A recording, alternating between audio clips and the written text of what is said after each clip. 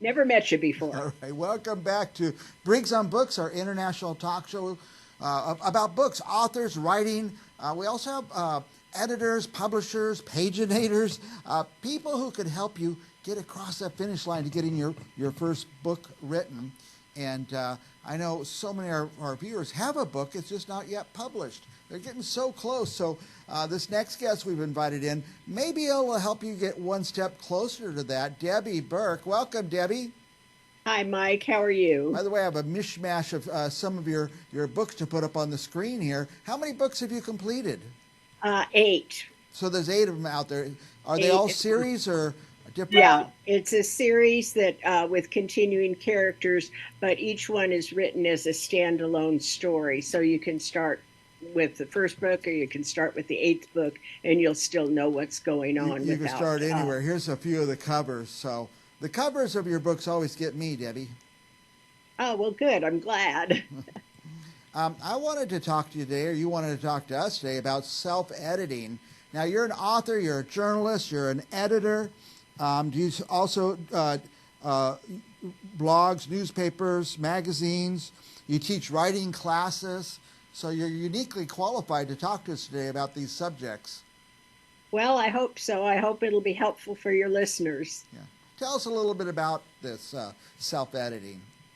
Okay, it's editing is something that a lot of people just absolutely dread. A lot of authors go, ah, I love it. I absolutely love it because I can see a a rough draft becoming much more polished and flowing better and more interesting. And so I like editing.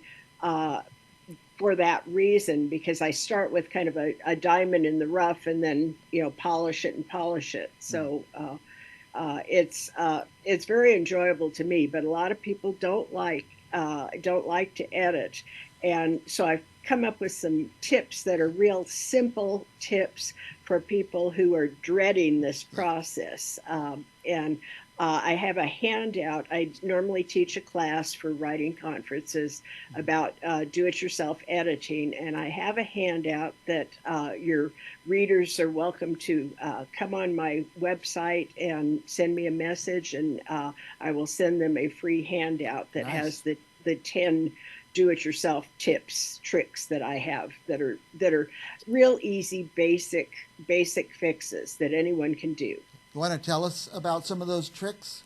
You betcha, you betcha. I have what I call the dirty dozen junk words. Junk There's a words. lot of words that we um, use in conversation that we aren't they aren't really necessary. Words like that and just and very and really and quite, and those are rather. Mm-hmm. They're wishy-washy words that sound okay in conversation, but Yeah. when you're reading them, they're really not necessary. And you can go on a search and destroy mission with a global search Yeah. on your word processor and look for these particular words. And when you cut them out, your writing instantly becomes Yeah. much more concise and stronger. I think I write everything in Word, Microsoft Yeah, Word. I press Control F on my keyboard. I can type in any word, and it'll show me right. every instance I've used that word. Now, I've never heard of this before about those junk words until just now, so thank you. But do you think I would be surprised, or the average person would be surprised how often we use these junk words? It's shocking. Yeah. Most of us we're just kind of right when we're doing our first draft, Mm-hmm. and we're not trying to be polished. And when I go through my own work and search, I'm just wow. Where did that come from? I mean, there'll be 15 junk words on one page, Ah, and wow. I'm pretty conscious of it. So it's they sneak in. They're Mm-hmm. like fleas. Right. So. This is one of the most important things I've learned in a long time, Debbie. What else do you have for us? Oh, good. I'm glad. I'm glad. One of the things that readers like to be grounded in a story. They want to know who the characters are, where they are, what time it is happening, and a lot of times readers or writers think they are uh, just going to continuously read the whole book, and you don't have to set the scene. Right. However, people don't always read a book in one sitting. So I try at the beginning of each scene and each chapter to set the scene once again, which is just, who the characters are that are present, where are they located, and when is this happening? Was it 2 days later after the body was discovered, that Yeah. kind of thing. So it's just a time reference. I tell you, Debbie, I read a lot of nonfiction, and I was Mhm. reading a book about certain presidents' White House years. I don't want to be controversial, so I'm not saying names, but the author kept referring to the first names of these characters in the book. One was Mark, and later another Mark comes along. I couldn't figure out who was who, but she could have Right. taken your tip and kind of reset the scene. Right, right. And that kind of segues into my next tip, which is about naming names. Mm-hmm.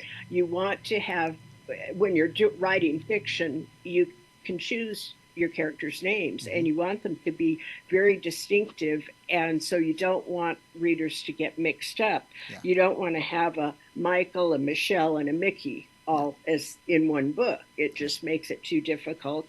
Since you're making the names up, you can make them anything. You can make them distinctive. Right, right. And also another tip that's helpful is to not make them all the same length. Like you don't want to have Bob, Bill, Jim, and that kind of A whole names. You bunch of want to short have names. Yeah. several syllables. You can have Jeremiah. You can have Annunciata. Yeah.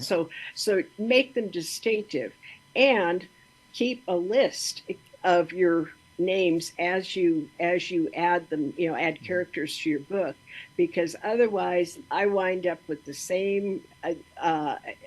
I start with the same letter Mm-hmm. in 14 characters, and it's just that seems to be happens to a lot of us. We kind of get stuck on one letter, and so if you have a list of names, you can see Right. how they contrast with each other and make sure that they are different enough that it won't confuse the reader. Just the act of making the list might make you discover something. Exactly, exactly, yeah. Another thing that I like to talk about is summarizing versus dramatizing. Mm. Uh, a lot of times, newer writers will talk about the alarm went off.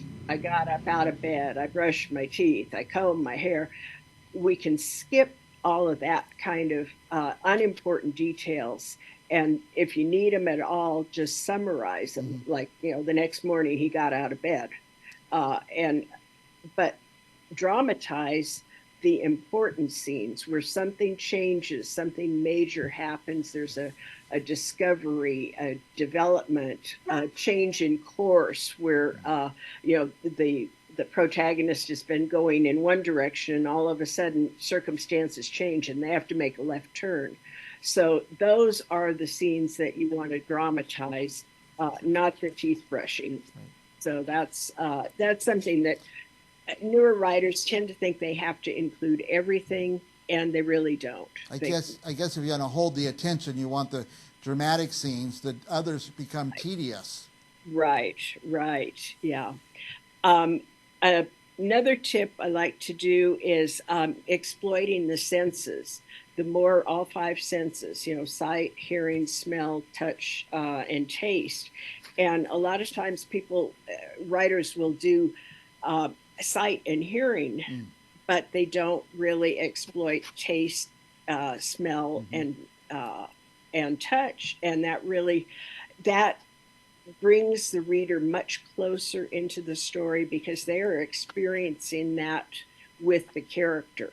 If Yeah. I bite into a lemon, I mean, you can feel the saliva going in your mouth, and that's the kind of engagement that you want for your reader. They want to be living the story along with your character. Yeah. Again, I'd never crossed my mind. You need to put yourself into the character and say, what do they experience right now? What do they smell? What do they taste? What do they hear? And Right, right. amazing. And smell is a really good one because that's very evocative. That of all the senses, that one can take you back instantly to something that happened many years Mm-hmm. ago, just the same smell. And so it's the using the senses really Mm-hmm. lifts your writing to another level. Let's see. Another thing, tip, and this is more on the proofreading side, is read your work out loud. And Uh, just you can print it out, you can just read it, or you can have your word processor. Most of them have a yeah. text to speech program. You can have your word processor read the manuscript out loud to you. And that way you hear when you have repeated words in the same Yeah. sentence, same paragraph. You hear if you've skipped words or if you've reversed words. Mm-hmm. So there's a lot of little things that your ear picks up that when you've looked at the same page on the screen 100 times, you don't see these You won't see it errors now. anymore. They're invisible, absolutely invisible. I call it And you can't see the forest for the trees phenomenon. You've read it so many times, sounds perfect to you, but yeah, that's great. yeah, and it's real simple because you can, most word processing programs do have They some had the sort of audio, text yeah. to speech. So you hear a lot of errors and repetitions mostly is what I find. So that's really helpful. Um, and then let's see, nouns and verbs. I try and go for precise nouns and verbs rather than using adjectives and adverbs. Uh, Instead of saying, he said angrily, he shouted. So you want to be choose verbs that are more active, where you're not propping up a weak verb with an adverb. So if you're And ending with a same, lot of LYs, you might say, hey, there's a yep. little pattern. And yeah, ly is another good one to search. Put in your global search and put ly words, and that will Wow. pop those little stinkers up that sneak in. So it's those are some of the ideas that um, help help people basically, that anybody can do. They're not difficult. Uh, some writers still may want to hire a freelance editor, Yes. or if they are going the traditional route, they will probably have an editor.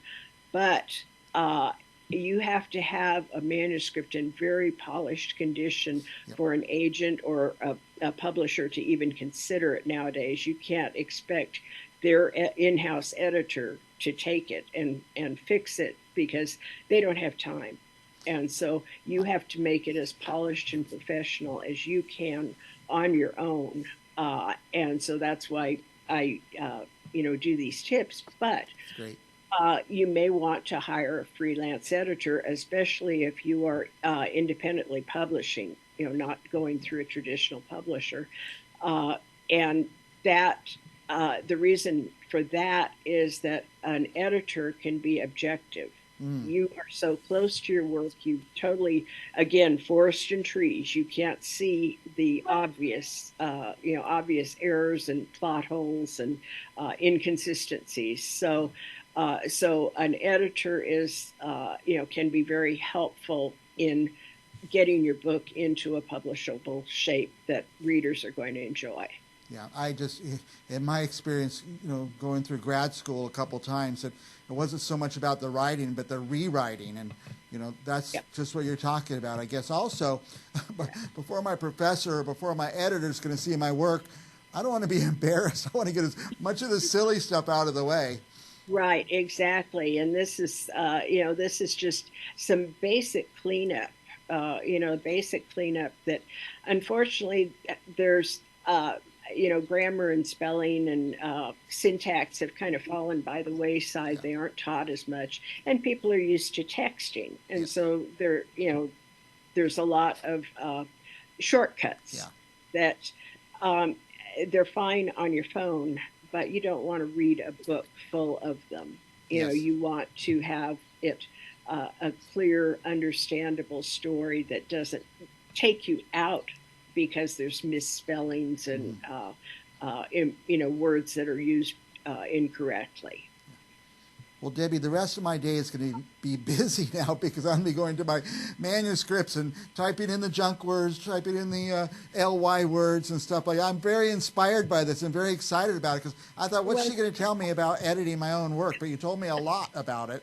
well, I'm glad. I'm glad, and I will definitely send you the send you my cheat There sheet. you go. Because And it's just a simple, yeah, simple, helpful little tool. And again, your listeners, if they want to contact me at debbieburkwriter.com, and just shoot me a little message and say, they heard me on Mike Briggs, I will send them yeah, a free handout that very has good. these 10 tips.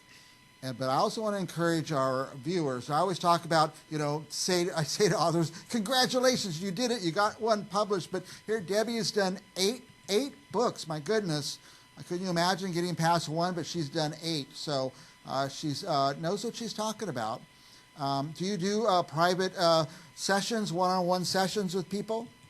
Yeah, I do. I do freelance editing. I Yeah, can do it by Zoom. I can do it by phone. I can do it by email if somebody wants to send me their manuscript. yeah, And yeah, and I can do developmental editing, which is the big picture stuff. yeah. Does the plot work? Is it compelling? That kind of stuff. And then I can also do down to micro level, Hmm. of proofreading, spelling, that kind of uh, punctuation. Well, I Um, know if I ever get published, I'm sure it'll be self-published, which I think almost all of our guests are. And I wouldn't put anything out without a professional editor, but yeah, probably save a little time and money by going through and doing the self-editing first. yeah, and that's one of the things that if you, a lot of people say, "Oh, I don't need to fix my bad spelling. On the Yeah, editor will take care of it." yeah, If the editor is fixing little micro problems like that, that's going to cost you more yeah. money. So for the most bang for your buck, clean up your manuscript as well as you can before you Before it send gets it there, to a yes. freelance editor. Well, we have the website on the screen, debbieburkwriter.com. Ask her for that, what do you call it, worksheet? Yeah, cheat sheet. It's 10 tricks for do-it-yourself All right, editing. do that. All right, Debbie, we're out of time. Any last thoughts for our viewers? Oh, just appreciate the opportunity, and I'm glad that you're focusing not just on books but also on craft items because there's so many Yeah, aspiring authors out there, and so a little bit of a few tips here and there really yeah, it helps. really helps. And these Yeah. were free, by the way. Thank you, Debbie Burke. We'll be back with more authors right after this.